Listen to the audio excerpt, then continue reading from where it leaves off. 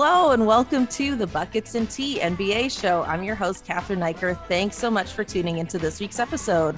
Our music is brought to you by Tanika Charles, courtesy of Record Kicks. Her albums Soul Run and The Gumption are available now on all streaming platforms. Joining me this week, we've got two special guests, two of some of the best comedians in Canada, dare I say. And we can see them both at the same time if you're watching this on YouTube. But anyway, I'm going to introduce them one at a time. First up, you've seen him on Just for Laughs and the Winnipeg Comedy Festival. It's Leonard Chan. And we have the host of the Great Canadian Baking Show, Alan Shane Lewis. How you doing?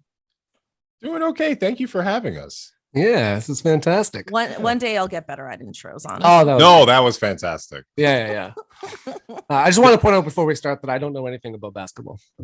Yeah, you're just here to tell us who looks good and who doesn't. Yeah.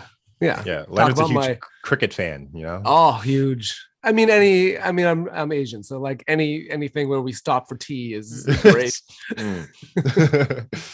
Well, I mean, even British people are like that, though. That's true. And British people love cricket. Yeah. Like my South Asian side, they're all about they love tennis and they love Formula One. A lot of people are into the Formula One now. I didn't realize this. Yeah. Why is that? What's so exciting? I don't get it. I've never understood though. I'll watch NASCAR occasionally because I just want to see crashes, which is the worst thing to do. But it's like literally, you just love blooper reels, right? You just exactly. I just want to see. Yeah, that's I don't want anybody to die. Obviously, I don't want anybody to get hurt. I just want it to be spectacular. So I don't know how these two things square themselves, but it's like, I've been to I've gone to NASCAR races. No, I went to, sorry, that's wrong. Formula One, because that's in Toronto. Formula One. And there was a crash. And if it wasn't for the barrier, I'd be dead. Oh my 100%. God. The one in Toronto? The one that they do by Lakeshore? Wow. Yeah. Like a tire fucking flew right at my head. And it oh my smacked God. into the thing. Yeah. It didn't hit anybody though, right? No, they have the barrier up for that purpose. I saw someone get hit in the head at a baseball game. Just like at a Blue Jays game, like a fly ball fully hit someone in the head and they had to get paramedics and everything. Yeah, they don't show you that on TV. No, I saw somebody get hit in the face with a puck at a hockey game. Ooh. Yeah, it was like a straight up Ross from Friends situation. This is the craziest start to a basketball podcast of all time. Let's discuss best sports injuries. Sports. Yeah. We've gone cricket, hockey, Formula One. I once saw a knife fight and figure skating. It was wild. No. Oh, that was just two people entered, one person left, dude. It was crazy. Oh my God. Oh my God. Well, I guess in the spirit of NBA basketball, we have so I guess the trade season apparently starts on Wednesday. We're recording this on Tuesday, December 14th. I just think it's, the NBA has gotten really good at having a 24/7 media cycle, because I feel like the start of trade season wasn't a big deal years ago, but now it's like, hey, this is the start. We're doing this. Trades can happen starting any moment, and we're all getting hyped up about it. So I wanted to ask you guys, aside from Ben Simmons, because we've all talked about Ben Simmons to death, who do you think is on the trading block? Whoever wants to go first. I mean, Kyrie should be get him the hell out of there. Just because you want to see Kyrie play, you're like, let's get him to a state where no one cares. Do I really need to see him play? I mean, if they should trade him for a round earther. That would balance that out. Yeah. I was watching highlights. I mean, the tragedy, he's so good, right? So I was just watching highlights, when he took the shot in the NBA finals over Curry, and it's such a clutch shot. And I was like, oh, it's so nice to see him taking his shots. The Athletic is reporting some alleged optimism towards him returning, but they don't know if that's because of his willingness to get vaccinated or the Nets' willingness for him to play road games. Are they going to loosen their policy on him? That's unclear, but it seems like they're talking more as of late. I don't want to see Kyrie get traded because I don't want him to play. Because if he doesn't play, then we can have this Kevin Durant versus Steph Curry narrative for MVP, And I want that to go down to the wire. Okay, Kyrie's not joining the MVP conversation. No, not even just that. He's just going to take away usage from Kevin Durant. I see. Yeah, I see. and then and that's it. Like, if you're on there's already like Harden on that team, right? So you throw Kyrie in there, and it's like, all right, you know, how much did Durant actually do anything? That being said, I mean, he's doing a lot. He's doing everything right now. He's doing everything right now. But I was just saying, like, is Kevin Durant the worst thing to happen to James Harden? Because he just doesn't have to care the way he used to have to care anymore. Yeah. Well, it's also the new rules and everything like that. James Harden is just having an interesting season and not as fun to watch. Like the games he's doing well is doing great, but it's just like those are few and far between, I found. Yeah. I like the new rules, right?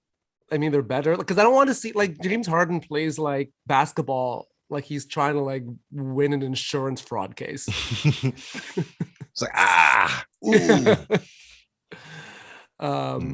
know. I think the Sacramento Kings need to just call it. Oh yeah. Go to Seattle. Go to Seattle. They need to like end the franchise, trade all their assets, like get it going. They're hoarding pieces. They're hoarding Marvin Bagley. They're hoarding Buddy Hield. I feel so sorry for that young De'Aaron Fox, Halliburton, and then also Davion Mitchell. You have 3 star-studded point guards that are not going to see the court because they share the same, space and usage, and it's silly. There's no plan out there, and it's Sacramento. Who wants to live in Sacramento? Nobody wants to live in People want to live in Seattle. Get a seat. Go to Vancouver. Go anywhere. I don't care. Exactly. Kansas. Like Jesus. I feel like Bagley's been trying to get traded since he was drafted. Like from the beginning. I would love to see Bagley in a Raptors uniform. I've been like going into hoop spaces and just like anytime it's like trade docs like or Nate Duncan's room, I'm always like, but what about like if the Raptors had Miles Turner? Like we just need that. I wanted Miles Turner last year, but like I mean, Miles Turner is like the best defensive. I think he's the best like two-way defensive big like you could get right now.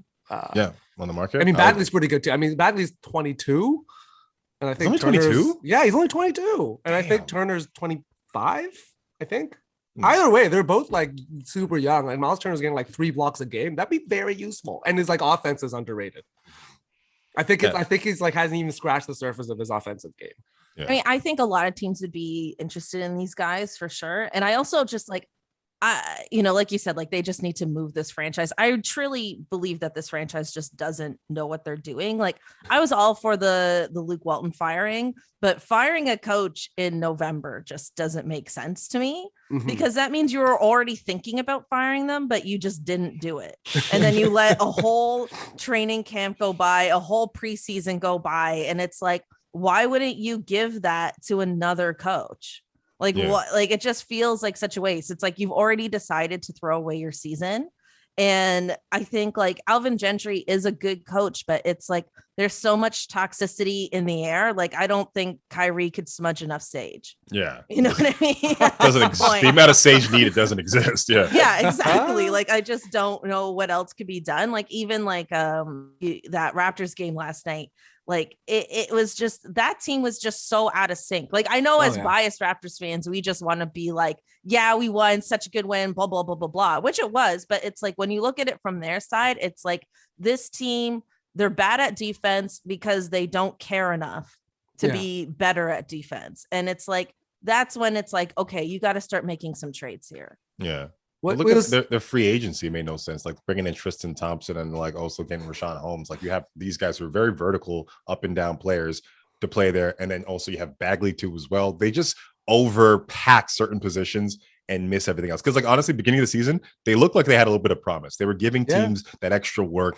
They were taking the Warriors to like, to close to the end of the game. So they were looking very promising, but then something just happened and then everything, house of cards just came falling down. I mean, straight up the best. The highlight that just encapsulates Sacramento's entire season is that fan courtside just puking.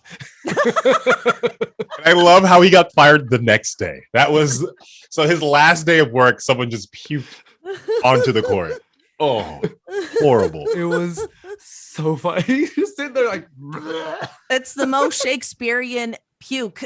That's the worst puke in the world. Like I think like out of all like if you had to rate pukes, that's your courtside by yourself on national television. His friends by ditched himself. him He didn't have he had friends. His friends left. They left him. They were like, "Oh, this guy's forget him. Like he's done. Yeah, it's embarrassing. We're gonna leave before we get caught on national TV." I didn't realize his friends left because I'm not the kind of person that's like, oh, someone puked, let me look up that video. You know what I mean? Like that's not who I am. I'm just like, okay, good FYI for me. I don't need to watch that. So if I send you those puke videos, that's why you didn't open them. Oh, okay, I get it now. Yeah. Wow. Yeah, that's why I left that on red, Alan.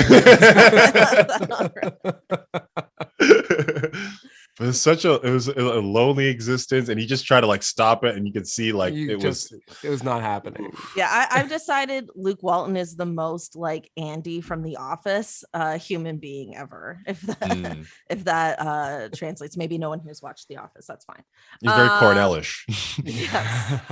I also want to talk about the Portland Trail Blazers. Now, I talked about them last week on this podcast, and I went on and on and on about CJ McCollum. And then hours after I released the podcast, it came out that he had a collapsed lung. So obviously we wish him the best. I've read that he is expected to have a full recovery, and he's also expecting a baby. And, you know, it's like he'll get to rest at home with his newborn and stuff like that. But everybody keeps talking about Damian Lillard being traded. This is not going to happen. They are not trading Damian Lillard. No. I think, you know, everybody who has like a daily show and is desperate for content needs to talk about the idea of Damian Lillard being traded. But he has said himself, he has not asked for a trade. He's not looking for a trade.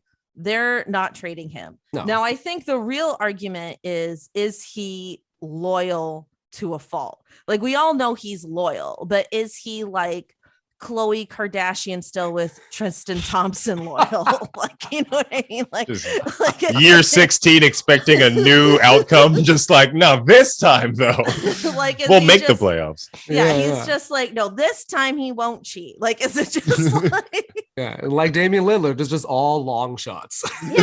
Now everybody's like, oh, I know he doesn't want to leave, but we want him to leave. Like, is it just at the point where he's too loyal? I think he's not getting moved this season. I see all those like this trade is proposed trade, but the 3-team deal. I don't know if you guys saw that on a bunch of people are peddling that line between like Lakers, Portland, and New Orleans. It's supposed to be like they move Russ, Lakers somehow get Dame.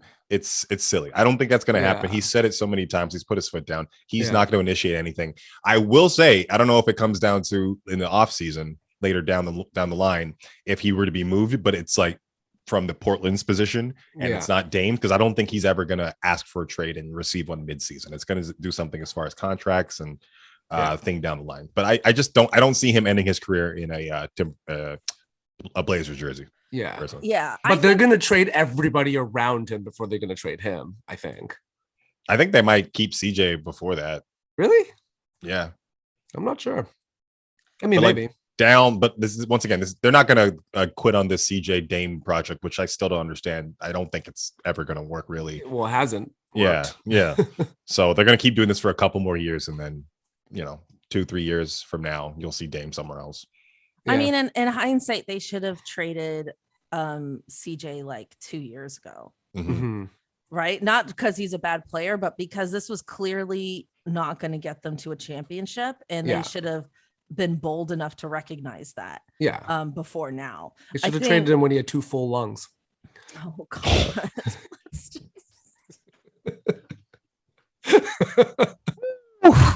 That is Rose battles. That was harsh. That was harsh. I was just watching Rose Battles Canada, and that was right up there. Are you both on that show? Alan is. Alan's on that show. I was asked to do it and I couldn't. I had to. You were asked to do it and you couldn't. Yeah, I was. You're that busy. I was. I tried to work it out. We're in Winnipeg. I was in Winnipeg and I wanted to fly home. I was like, can I fly? I asked if I could fly back and do it, and they were like, no. Which I mean, totally. I mean, absolutely fair. So here's the question: does Winnipeg pay more than Rose Battles? Oh no, but I committed to. But I committed to Winnipeg first, and I'm I made a commitment, and this is what I gotta do. Okay, there we go. Well, thanks. And now I have my priorities. Okay. So the other team I wanted to talk about in terms of trades is the Indiana Pacers, because they really came into the season. They hired Rick Carlisle, and I felt like I didn't predict them to be great, but it really felt like they were going for it. And now it feels like they're ready to completely scrap this team, sell it for parts, and rebuild from scratch. Yeah. So I mean, there's Sabonis is going to get stuff. I mean, Sabonis is probably worth the most, and then LeVert is quite good. I mean, he's not as efficient as you would probably want him to be. He's shooting 42% from the field and like 29 from three, if I recall correctly.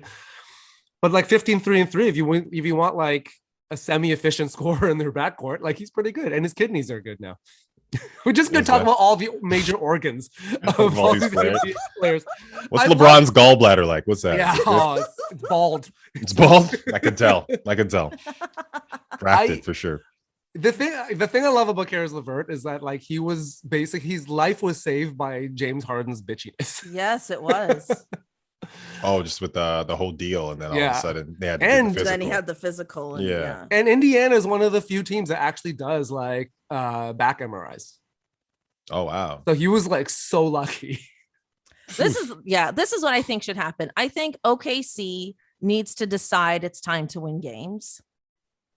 And I think because they've hoarded enough draft picks already. Yeah. You know what I mean? Like there's only so many people you can draft. There's only so many people you can pay after you've drafted well. I think it's time they start winning, and they should try and get Sabonis. Yeah. They should try to start. They should start. No, it won't fix it this year, but what a great person to have. And then you're drafting players around them. Like I think it just doesn't make sense for them to keep hoarding picks and keep being like, oh, we're rebuilding. They have over 30 picks. Yeah. It's time to start picking players. It's time to start winning. So you build around Shea and Sabonis is what you're thinking? That's what I'm saying. And then and then you keep as many of your top picks as you can, and you start trading for some real players. Yeah. Well, they'll need to trade some top picks because they have the lowest. Sabonis. Yeah. They have the lowest, salary cap right now in the league. So they have so much space. So it's like, why not? Like, I just don't understand OKC's plan. Like, why not? Like, I think that's probably one of the best players you're going to get for the lowest salary. And then you're drafting on top of that. To me, this is like such a clear path for them to become a winning team. I don't understand, them. Maybe they will. Maybe they'll hear this. I don't know. Maybe this is already their idea. This is the wake up. But it just feels like that would be the path for them to become a winning team again. There's Sam Presti in the comments. I was gonna say I'm gonna @ Sam Presti on YouTube and see. And if that's the real one, who knows? But if it's not, he'll get it. He'll pass that message along. Yeah, maybe it's like Colangelo. He's got like 5 burners. They all got alerts. And Durant. Sam Presti. I don't know what his plan is. He's trying to win the championship in like 2085. He keeps kicking the can down the road. And I agree. I think the time to win is now with that team. You have an excellent opportunity with crazy defensive players like Lou Dort and an offensive juggernaut like Shai. Personally, I'd love them to be in Raptors teams, but but I don't see OKC addressing any of the issues that they have through trades. I think it can come in free agency, like one of those monumental. We signed, Kevin Garnett and Ray Allen, like one of those things where you can get a bunch of players who need a lot of money, and you can offer them up and try to create something through that and complement those players with the Shy and kind of figure that out. But as far as Indiana Pacers go, I feel like they're going to be a third team in a 2-team trade, because they just have those assets that both teams kind of want, and they can have kind of movability of kind of space on their roster. So it's going to be interesting to see. I still think, I don't know, I'm not sold on Sabonis. I don't know why. I know he's a good like double, but he feels like that Kevin Love type player where they feel like empty stats in a way, and not to just. I don't think he's your best player on a winning team, but I think if he was part of if he was the third of a big three. Yeah, he's the third. I just need more 3-point shots from him, because like I do love the back to basket game. I'm more of a 2006-7 basketball purist, or 2003 where your bigs go to the key into the block and fight for their points. But in this and new kind of don't fit. Yeah, just nice and long. Oh, they fit. That's the correct way to wear them. You're not supposed to see any of your body in them. But I like that. I miss that era. I love feet work. I love seeing Shaq in the post. I miss Zach Randolph. Like, I love that type of basketball. I love fighting for the two. And he feels like a relic of a player, of a system long gone. And he doesn't have that three consistent enough to be that Chris Bosh, you know, to extend yourself out to that 3-point line and get your kind of thing. Yeah. But to say that, if the Raptors got him, I would be happy. Just dying for a center. Yeah. How about, I mean, you know, who the Raptors would be great if we could get is Christian Wood. Yeah. Well, yeah. Oof. Because he wants to, like, look, he wants to leave, right? Like, he's 26. He's very, very good. It's Houston. Who wants to stay? Exactly. Who wants to stay? Like, he's at the age where he's probably going to want to play for a championship.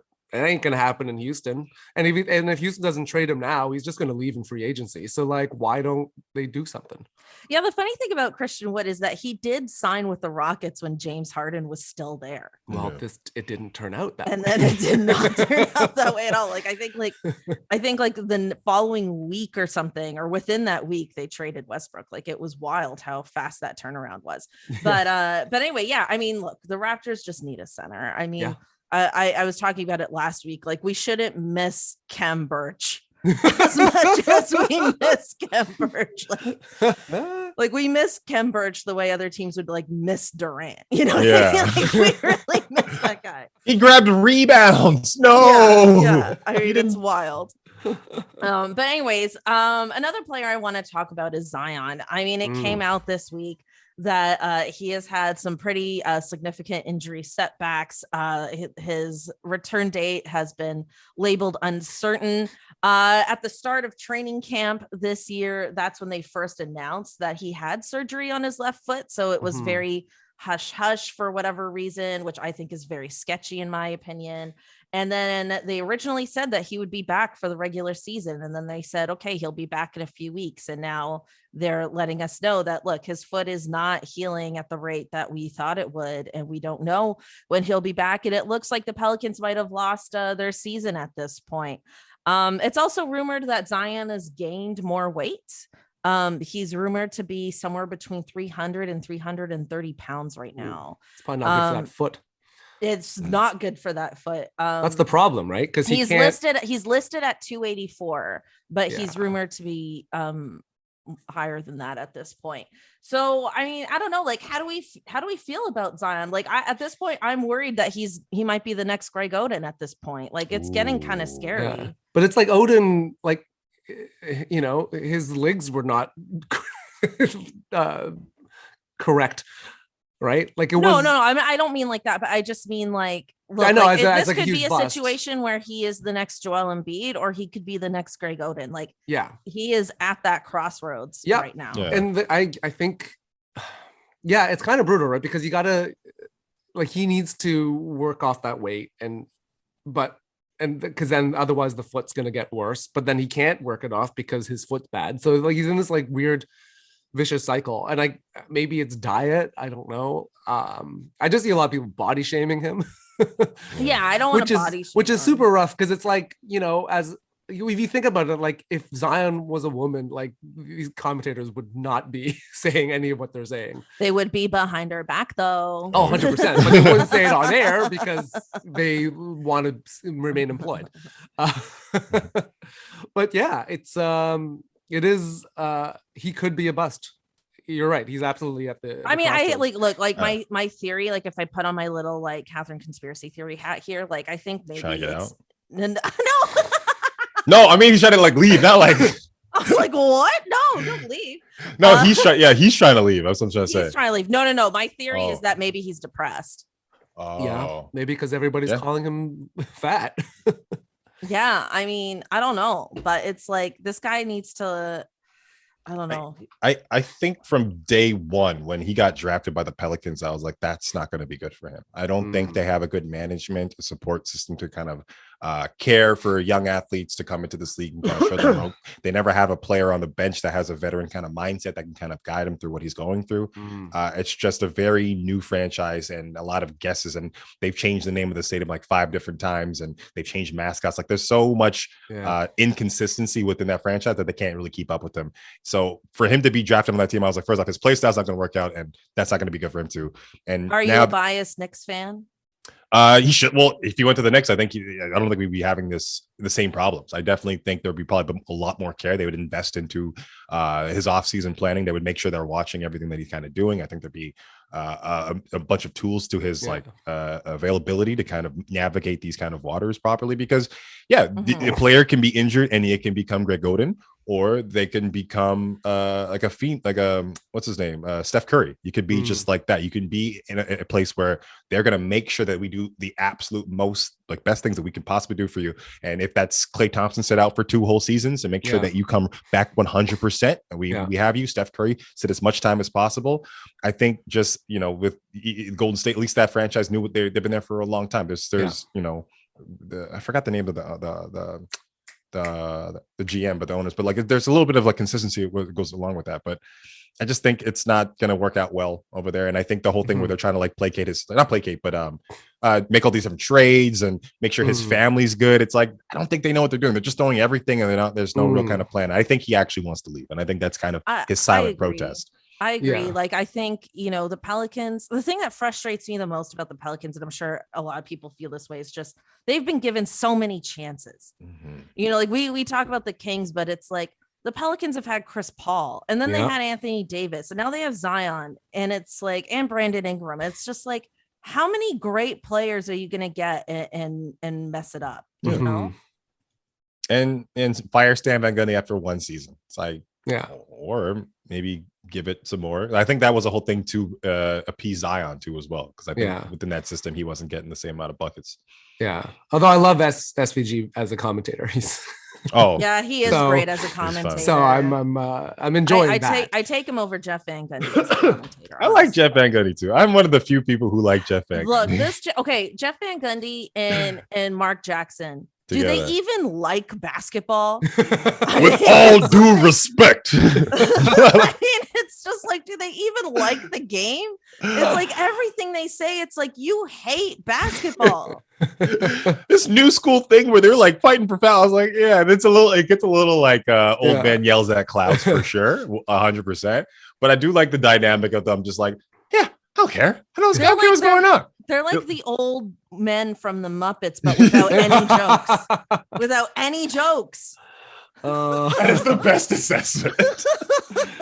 Statler and Waldorf. Yeah. Oh, yeah. That is exactly the energy. That's perfect. That is really funny. We don't like that, and we don't like NBA basketball. And it cuts to commercial break. Mike Breen is the only one that actually likes the game. Yeah. 3 of them. We've got such a simple catchphrase. Yes. But I do like a nice Mark Jackson haiku to end he's when he brings it down at the end of each broadcast, going into commercial, he's and that's how you know that the 2 points worth more. I don't know, I can't do it, but one of those beautiful, I don't know how he writes them together to send them off to commercial. Mama, there goes that man. What? Oh. Hand down, man down.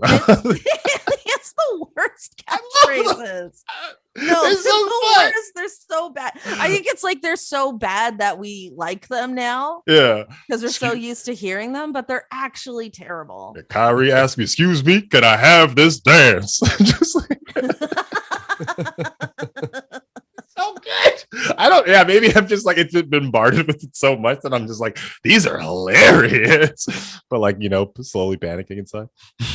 Oh my God. Anyway, this segment was about Zion, right? It's how we ended up talking about cricket. Yeah. That's what Mark Jackson needs. He needs a cricket bat. Mark Jackson is the cricket of basketball. Oh my God, just too much. Anyway, all to say that I'm obviously rooting for Zion to come back. I'm just very, very concerned for him. And you know, like we talk about franchises on the move. Hell, maybe even the Pelicans might be on the move faster. Mm-hmm. I don't know, because the Kings have at least sustained losing for 20 years. Yeah. I don't know. Like, we're used to this. Yeah. The other thing I want to talk about is like it feels like literally every player and every coach is in health and safety protocols over the last week. This COVID variant is spreading wildly fast. It's affecting the NBA greatly. A lot of games have been canceled or postponed. A lot of people, it's like whether it's the players or coaches or even the broadcast team, the Raptors broadcast team had to sit out. I tuned into the Warriors Pacers game last night to see if Steph was going to break that record. And then I was like, wait, Rick Carlisle isn't here. Oh, he's out for health and safety protocols. Like I actually can't even keep up right now. I think this is going to get worse before it gets better. Do you think the NBA needs to do anything different for the remainder of the season? I would love like if the NBA kind of learned from the mistakes of past seasons or past, and kind of figure something out, maybe even just like a halt of games. But I don't know logistically what that kind of that needs to go with that, because especially over the Christmas break, if you can do just like if you're willing to do a play-in tournament in the middle of the season, maybe implementing a 2-week kind of just like if the X amount of cases happen, we just shut the season down for like a little bit and then start back again and have these players kind of quarantine and come back. But it's the NBA. They've been making some really poor choices on a lot of things the last couple of years as far as COVID goes, because dollars speak more than the health and safety of the players and their assets. Like if you want to look at it just from a financial sense, like wouldn't you want to take care of these kind of these people? But I don't know. I'm just not impressed with what they've been doing the past so far. The bubble was fine and went off without a hitch, but beyond that, everything else is kind of for me. Yeah, and they can't go back to the bubble now. Yeah. So I think at this point, I think this is just what it's going to be for the rest of the season, and then it's like, well, I guess Chicago doesn't get to play, which sucks because I had tickets for the game on Thursday. That's right. So I'm not. Did you get a refund? Did you get a refund? Nope, not yet. Well, it's going to be rescheduled. They're going to postpone it. It's going to be, So it says TBA. So we'll see. Yeah. So there's that. I wonder if they'll have so many postponed or rescheduled games that it might prolong the end of the regular season. That's the thing, right? Maybe some games have to get canceled. Yeah, or maybe they can just do a shortened season like they did before, and they're just like, listen, we're just gonna do like 60 games. Yeah, like I'm not the most paranoid person when it comes to COVID, but like I have not been to like a stadium or like an event with a very large crowd. I went to a game and that was a very eye-opening experience. I was like, okay, keep your mask on if you're not eating or drinking. People are just like, nobody's doing that. I'm like, no one cares. No one cares. Nobody cares. I went to the Brooklyn game. Yeah, I went to that too. Nice. I had I got tickets from Blake Griffin because so we were sitting. Bury the lead. Yeah. No, because my friend wrote like roast jokes for him. Oh. Like during, remember when he like roasted like Caitlyn Jenner? Mm. Yeah, and the roast. So my friend wrote all those jokes, and then Blake Griffin was like, "Here's some tickets," and my buddy brought me, and we're sitting in the Brooklyn section, so we're not allowed to wear any Raptors gear or cheer for the Raptors. So I'm just like, trying not to cheer. And then we're sitting next to Patty Mills' cousin. And she was just like, yeah, like anytime Brooklyn scored. And then, but we were like in this tiny little Brooklyn section and we're surrounded by Raptors fans. And then anytime Brooklyn scored, we would have to like, yay, cheer. And then there was this little girl in front of us who was furious that we were cheering for Brooklyn. Like she would turn around and be like, for her. So angry. Like she wasn't. And then it just became for me, like, just how pissed off can I make this little girl by cheering? That's what I was cheering for. God. Became a different game for you? It was a different game for me. You're like, I went from getting free tickets via Friends of a Celebrity to becoming a complete monster trying to ruin this little girl's night. Yeah. Basically, yeah. Just throwing popcorn. See, I identify with her. I would have been that little girl. I would have been like, "Who is this?" I don't like people cheering for the other team. I remember one time I saw a game against OKC, and there's this guy clapping in the back of my head every time Kevin Durant kept scoring, and I was like, "Hey, buddy, stop it." And then I looked because I went to overtime, and I looked behind me, and he went like 5 rows back further away from me, and I was like, "Oh, whoops, I scared him." I didn't mean to do that. But it was good that he left. That was annoying. I couldn't handle this. Like, just chirping in my ear. I was like, absolutely not. Yeah, good. You don't want to be in like that Phoenix Suns video of the fans fighting. Suns in 4. Yeah, Suns in 4. Punch. Anyway, with that being said, now it's time to move on to our Raptors Homer Moment. So what I first like to ask, as we are all biased Raptors fans, is I just like to check in emotionally and ask you, how do you feel? How are you feeling right now? Wow, you look like you're feeling really bad. Here's the thing. I'm super happy about the strides and the positives to take away from the season, like seeing OG play well, but we've kind of lost him. Scotty Barnes take on this new role and also growing apparently. Gary Trent Jr. becoming this amazing role player and like defensive like beast. But it's just so hard to watch a team lose winnable games over and over and over again, and lose in the third quarter and lose focus with that second unit. That second unit kind of needs to kind of fill up and figure out what's going on. And I understand, once again, injuries, COVID, you don't have the consistency to keep it going. But yeah, I think I told myself this year, I didn't want to have any stakes. I knew what was going to happen. I saw the team. I saw what was going on. I didn't want to do any fantasy. I was like, I just want to watch basketball season. That's all I want to do, and just watch it with no stakes.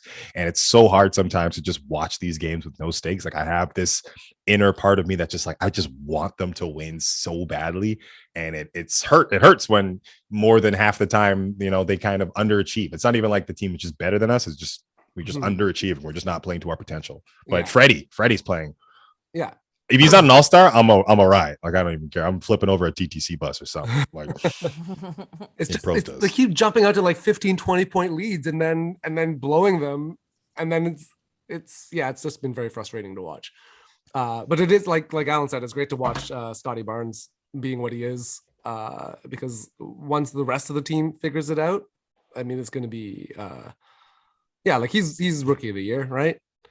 I don't know, man. Evan Mobley. Oh, Evan Mobley's doing. He's been. Well.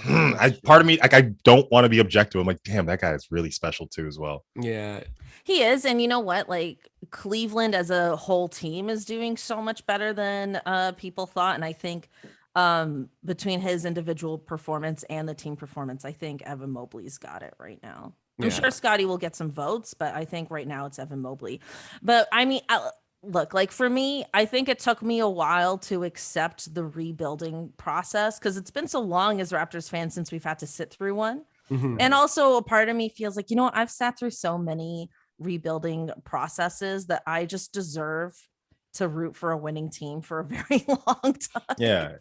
But at the same time, now I'm at a point where I have accepted it. Every time they lose a lead in the third quarter, I just feel like almost like a protective mom, and I'm like, no, but they're learning. Baby, you're doing so work. That's how I feel now. Like, I've lost my objectiveness in a way. I'm like, no, but they're gonna grow from this. This is good. They're having fun. They're having fun. I want to talk about the arrival of who I'm calling Champagne Champetti. I love this guy. I was like, who is this guy? I don't care. I love this guy. He almost hit a game-winning shot for us. I was like, what is time? That's what I started asking myself after that OKC game. What is time? What is space? These are finite things. Like, we should have had that win. I mean, you can't really argue having a win when you're arguing against time itself, but like, how could you possibly get the perfect time on that? I don't know. But that's how I felt. And even then I was like, you know what, this is gonna be really good for his confidence. Like, that's what I was telling people after the game. This is gonna be really good for his confidence, which I'm sure it will be. But with that being said, who off the bench are you most excited for this season? Oh, Svi. I love those Svi minutes. He comes in defensively, offensively, tries to dunk on people. Like, you never know what he's going to do in transition. He's super exciting. And I think he's one of the few players that I could see. Is he exciting because you don't know what he's going to do? A little bit. Because you're like, oh, he's just going to do a layup. I'm like, he just threw that down with the left hand off the right foot. Oh, my goodness. On somebody. Like, he has a very, he feels like because I'm a little delusional that I think this team is one piece away from just like, everything's changed. Like just one center and like boom, it's over. Like one Kawhi Leonard. Yeah, I was just about to say just one generational half a Kawhi Leonard. One half a Kawhi Leonard away from transitional transformational kind of basketball. And I think when we talk about players that they're going to keep and like implement to that new system, I think Shvi's one of those players that will do that. I truly believe that because he's good on defense, good on offense, and he can stroke the three really well. Also Utah too as well. I'm sorry to pick two. Yeah, but I was gonna say Watanabe for sure. Just not just because great. I want to Asian represent, but like, but I mean, I just love the way that dude plays. Like he's just he just gets at it. Like, listen, even when like he got posterized by like Anthony Edwards, and probably he went for it. Yeah, like he tried to stop that. That's incredible to me. Like I agree. Like I was like, we need to stop saying things like, "Oh, that guy's dead," or "That guy died" after that dunk. It's like, I mean, maybe they did, but you got to appreciate the fighter. Like we got to start shaming the guys who run away from the dunks. Exactly. Yeah, I mean, we should be celebrating Brandon Knight. R.I.P. Brandon. Oh Knight. no, like, no. If you're giving up 200 pounds to somebody and 4 feet. Let it. You have to avoid that just for your safety. Run. You could hurt. You get like that's just. Look, it's like when he died. When Jokic punched Markieff Morris or pushed him in the back, and then Tyler Hero like really slowed down. Like I didn't see that. Yeah, he's like walking up to them, and then he kind of stops walking. Yeah, that's right. He got closer. Because he knows. He's like, I can't be the first one in the middle of this. I'm like, not gonna. You know what? Maybe they don't need a hero here. Yeah, don't fight somebody who survived like a war, civil war, like him and his brothers. Oh, just stay away from. Look so mean and scary. I'm like, it's okay. They're legit. They are legit. He got ejected last night too, Jokic. Oh yes, that's right. He did get ejected again. Yeah. Maybe he's developing a reputation for himself at this point. I'm not sure. Did you get suspended? That Utah had a double-double, his first career double-double, and then Eric Kareen tweeted that he said he's like, I'm not gonna lie, I'm really proud of myself. That's what he said about his first double-double, and I was like, oh, he's the best. Yeah, awesome. Yeah, I love Utah. I mean, for me, like it's probably like maybe one of the more classic or cheesy answers to this question, but it's Delano Banton. I mean, this guy had no expectations. He's a second round pick, and he just like came in, took everybody's minutes, doesn't know how to say Queen's Key. Like it's just, so Toronto. Is that where he lives? So he's so Rexdale. Like he's just so in an Etobicoke bubble. Like I think Sherway Gardens is like the only mall, like big mall he's ever been to. Like I don't know, but I'm really excited for him. I would say. Yeah, no, he's one of the more exciting kind of young players that I'm actually getting a Banton jersey, and it's coming Christmas. I'm so excited for that. Nice. I think his entire story is so inspiring, especially as like a person who grew up playing basketball in Toronto and dreams of that opportunity to play for your hometown and get to kind of have those kind of vibes and like shoot in the ACC. Like that's so crazy. And on top of that, he's having a great season, and him in transition, he has good eyes on the fast breaks. He knows how to give up the ball, and he plays great defense. Like, what do you not want from him? And I'm so sorry that NBA 2K, they butchered my boy. That whoever they put as his face is not him. It's the worst created player. Like, Google it. It's so bad. He's got like a ponytail. Like, it's just like they didn't even try. A ponytail? Yeah, it's like it's straight hair. It's so weird. It's so strange. Like, just didn't have his dreads for some reason or braid up in that game. But whew. hard to use. Or not hard to use. It's fun to use, but it's like I just hate seeing his face on the free throws. I'm like, it's like Delano Banton's brother or something. Yeah, like it's not. Uncanny Valley. I've never played 2K, but that's something I should do because I only just got into video gaming this year for the first time. I'm too old to have just gotten into gaming, but I blame the pandemic. Never too old. Yeah, never too old. I don't wear jerseys because they're too boxy on me, but if they ever come out with a Delano Banton crop top, get the dress from like the 2000s or a jersey dress. Yeah, jersey dress. The jersey dress needs to come back. I've been saying this on my WNBA pod. Why don't they have jersey dresses? That was a fun style. Like I enjoyed that era. A Liz Cambage Las Vegas Aces jersey dress. Who doesn't wear that to the club? You could wear that just to communion. You can do a whole bunch of stuff with that. You can dress it up or just down. It's it's black. It's nice. It's I'll have a shawl to go to the community. Cover the shoulders. But anyway, I want that. The last thing, well, not the last thing, but the last Raptors thing. Nav Bhatia missed his first ever Raptors home game this week because of health and safety protocols. And then in his two seats was his daughter and Cal Penn, who is going to play him in an upcoming biopic. So sad to see Nav miss the game, although they did FaceTime it. So he got to watch the game from that angle the whole time, which is very sweet. I'm so excited for this biopic. Yeah. I love Cal Penn. I love Nav Bhatia. I'm excited for this story to be told. Here's the thing I didn't realize that there was like hate towards Nav, like on social media. Yeah, but it's all from like, if you go to like Sportsnet or TSN with these people, because like they put that article up and people are like, who is this? I'm like, you have no idea this person's like commitment, their importance to this franchise and what they bring to it and what they mean. Like I love Nav. He's the nicest person. I got to meet him once at an event. And he was talking about like, yeah, me and Vince Carter, we still talk and we chat and he's like showing us. We were like, oh, I love this guy. This guy is so great. How could you not love him? He's so great. Nice. And I'm happy for his story to be told. But it's so sad that he, it took an actual goddamn pandemic to keep this guy away from the team. Man. But still, number one fan, top fan, like in all of the NBA. Yeah. All sports leagues, to be honest. Yeah. Can you think of anybody else who's been to every single game? He's the first fan to be in the Basketball Hall of Fame. Yeah, that's incredible. Yeah, he has a really inspiring story, like immigrated to Canada. Spoilers. So I want to go in fresh. Go on. Okay, I'll say nothing more. I won't even say that he works for Hyundai.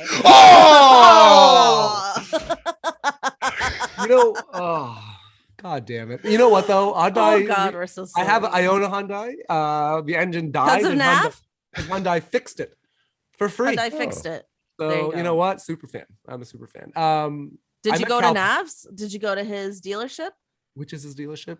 It's in Mississauga. Right? No, I don't. I didn't go to that one. He just has the one, or does he have? Well, maybe he has multiple now. He started out with the one in Mississauga, though. Yeah. Spoiler. Oh, you didn't get upset about that, though. Okay. I met Cal Penn. You did karaoke at 120. That's where I met him when he did karaoke at 120. So I was gonna say, he gave you tickets too. Yeah, sitting right beside him. Kumar. In 3D though, it wasn't the first one. It was Christmas. But no, like Cal, it was so funny because like Andy Fruman, who's a comic that we all know and is friends with, he was doing this comedy competition, and then for some reason he decided to buy this shirt with pineapples on it, like a Hawaiian shirt, so that he could make a joke about wearing that shirt as his opener. God. Generally not a good idea, but like anyways, he's wearing this shirt. And then Cal That's Penn like Alexis Michelle on RuPaul's Drag Race, who painted herself green to make a joke about being green, and it didn't make any sense, and then ended up in the bottom two. Anyway, and then Cal Penn showed up at 120 Diner to do karaoke wearing the same shirt. No, they had the same shirt. The exact same shirt. Okay, but Cal Penn didn't buy that to make a joke about it. He's just a Hawaiian shirt guy. He wanted to wear that shirt. Yeah. He just showed up, sang a song karaoke, was out here for a bit, and then just dipped. Were you both there that night? Yeah, I think we're. Yeah. Because I remember seeing the pictures everywhere. Like, oh my God. I have a video of it, of him singing. Yeah, because first it was just like drinking, and I was like, that Cal Penn singing? It's like, it's so weird. I was like, okay. And because it was kind of a dwindling night. We're all just kind of like, we're probably going to end up leaving soon. And then, Cal Penn just shows up, sings a song. Yeah. And just earnestly, too. And he was great. Oh, yeah, very good. Yeah. Well, now it's time for our Hot Girl Summer Nick Nurse highlight of the week. Now, actually, this week, okay, I've got two things because I missed one in my last week's episode. Nick Nurse in Memphis did this entire segment with a local reporter about his favorite record store. And they just filmed him in this record store, and she interviewed him just about records, like just about albums he likes. No basketball talk at all. And it's very strange, but what is it's he fun. Into? He's into a lot of blues. He loves Prince. He listens to a lot of Prince, and he's looking for some rare Prince record that he can't seem to get his hands on. Hey, and what a Christmas gift. Yeah, as if I can get my hands on it. Like I can get my hands on it, and Nick Nurse can't. Straight up Love Actually situation. You're at his door. Prince records. Prince like, records. Leave your wife. I'm a year older than her. It's fine. I support it. The other thing is, this is actually not a highlight. It's more of like a low light. This is like not a good thing. But Nick Nurse is being sued by a former agent, and nobody talks about this stuff. I'm the only podcast who cares about these kinds of things. He's being sued by his former agent because when he was signing his contract extension with the Raptors, he left this agent to sign with Clutch Sports. But this agent claims that he was already a part of the negotiation process prior to that. And so there's all this like ambiguity over, does this former agent deserve any commission off of his current contract or not? Ooh. So it's been ongoing for a long time. And this agent's based in California. And there's this whole thing about whether or not Nick will have to go to California to deal with this lawsuit or not. And they're saying that he does need to go to California, that he has enough quote unquote ties to the state that he will at some point have to go to California and face this lawsuit. We don't know when. I don't think it'll pull him away from any games or anything like that. But yeah, our boy's being sued, baby. Just breaking news to the Raptors fans. Damn. I didn't. Yeah, I guess that contract was so substantial. This guy really wants a piece of that. Did that agent set it up at all? Well, that's unclear because they have different accounts of the events in terms of like how much this agent was actually involved or not involved. So, is there any like actual hard evidence versus he said, she said, or he said, he said? Not based on the articles I can find, but that hard evidence might exist because this agent would have had to have been in touch with like Bobby Webster and Masai Ujiri if he was like actually actively involved in a negotiation process. Yeah. So there would be proof somewhere. Like there's got to be an email. Yeah. Or something, or a phone call, But so I don't know. It would be 3 to 4% of his salary if he loses. Oh shit! He probably just said like, "Hey, you should probably like work for the Raptors," and then that's like the extent of what he did. And then also, then he got canned. We don't think of coaches being with Clutch Sports, but like Nick Nurse is so into being a celebrity that he's just like, "Yeah, I'm going to Clutch Sports." I didn't realize he was a Clutch. That's crazy. I don't know if other coaches are. I haven't looked that up, but it's just like, I think he was just like, you know what? My celebrity is getting bigger. I'm too big for this agent. I'm moving to Clutch Sports, and just did that at a really bad time. Or maybe a good time. I don't know. Yeah.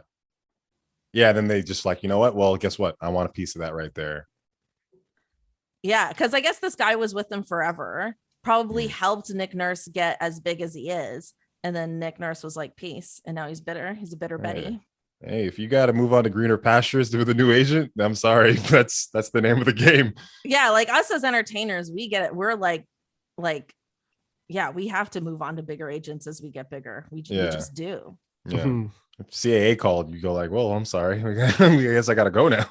Yeah, true. Or is he even running anymore? Do they have a whole problem? I don't know. Yeah, only with the Writers Guild. Okay. But yeah, no, they definitely still exist for all of us. I wouldn't care. I'd be like, oh, you wanna sign me? Sure. Like I wouldn't even. I'd be like, okay, hey, Writers Guild, just tell me what to do to not lose my unionship. Listen, I'd sign with Scientology if they promised me a career, you know. They're my agent now. Everything goes through Scientology. Yeah, Xenu's great. I don't care. Give me money. What's up? Xenu. We see you with a role on like The Handmaid's Tale. So I'm making that money, baby. Them Scientology dollars. Yeah. Mo money, mo thetans, mo problems. Yeah. Travolta's the greatest. What am I gonna say? I don't know. He's Tom Cruise is the best action star I've ever seen. I don't know. Imagine they're like, oh, but they make you do your own stunts, and then you're like, maybe not. Yeah. Back to Carly. Back to the Baxter Agency. With that, we've come to an end of another amazing episode. Leonard, we'll start with you. Let us know what you're up to and where we can find you on the internets. I'm on Twitter and Instagram at Leonard Chan, which I rarely update. Way to sell it. I know. This is why I have no representation. Yeah. You're gonna love this dead account. I don't even represent myself. And he's like, I'm referrals only. I am referrals only. Yeah, I'm like Bill Murray. I just have a phone. If you happen to have the phone number, maybe I'll take your call. Yeah. And I'm doing a show at the for New Year's Eve. If you feel like, if you don't have plans, I'm at the Hyde Park Brewery. Ooh. Doing a show for New Year's Eve. So tickets are online somewhere. Black Sheep Comedy, I think it's one of their joints. So nice. Yeah, man. Discord. Yes. And Alan, let us know what you're up to. Where can we find you on the internet? Yeah, you can find me at the Alan Shane on Twitter, Alan Shane on Instagram, Shoeless Lewis on Twitch, TikTok. Stream the Great Canadian Baking Show. It's just wrapped the season. You can watch it on Netflix. You can watch it on CBC Gem. Watch the last season on CBC Gem. Below Harwood, it's a podcast I run, basketball podcast. BTH on NBA and Below the Harwood on Instagram. But yeah, listen to that. We do it weekly. Yeah, that's all I got going on. I get so fat watching your show. Like every time I watch the Great Canadian Baking Show, I'm like, oh, now I need a treat. Now I need a snack. And then it's like, oh, now I need a second treat. Now I need a third treat. Like it's just, God, it all looks so good. Thanks so much for joining us. You can find me on Twitter or Instagram at itsme_Cathryn, spelled Cathryn. Thanks so much to the Raptors Republic Network. You can find us wherever you find your podcasts or on YouTube. Thanks again, and we'll check you next time.